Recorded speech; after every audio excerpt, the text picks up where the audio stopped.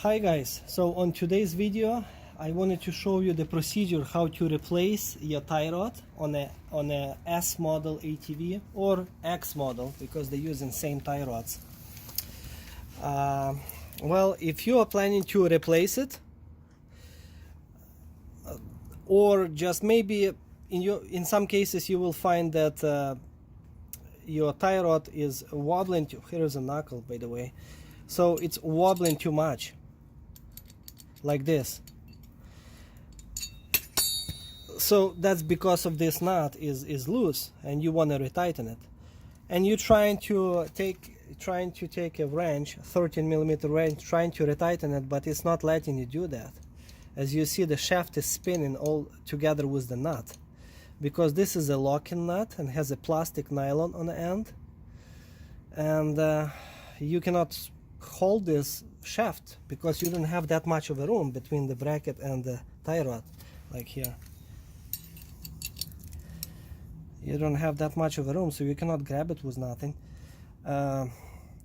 See, like this is a tie rod from a Q model. It's a much bigger, much stronger, because the Q model is a bigger machine.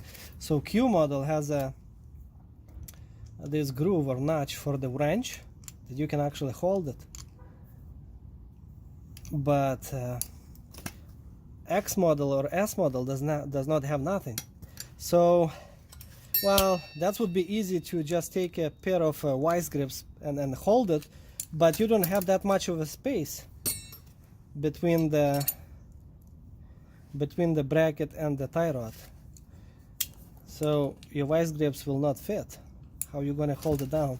Well, you can use a regular long nose pliers and they will fit, but you will have to, you know, press those two handles really hard, and in the same time, if you don't have a helper, you know, trying to tighten it or loosen that nut.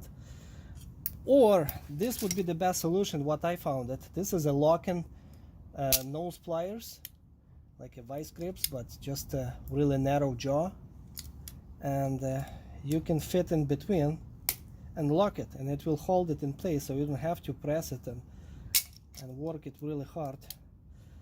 So if you're planning just to retighten that nut or loosen that nut, you will really have to, you know, have some kind of tool like this, and you can get it from Walmart under the $10.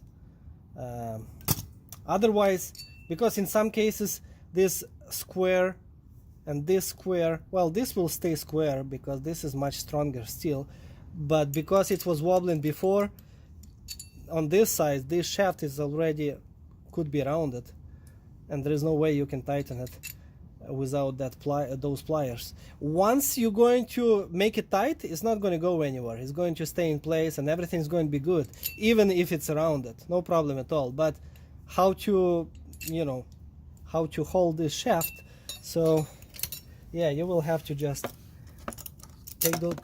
take those pliers and lock it, and it will stay. You don't have to press those handles, and then you can just work with your wrench to tighten it or remove it.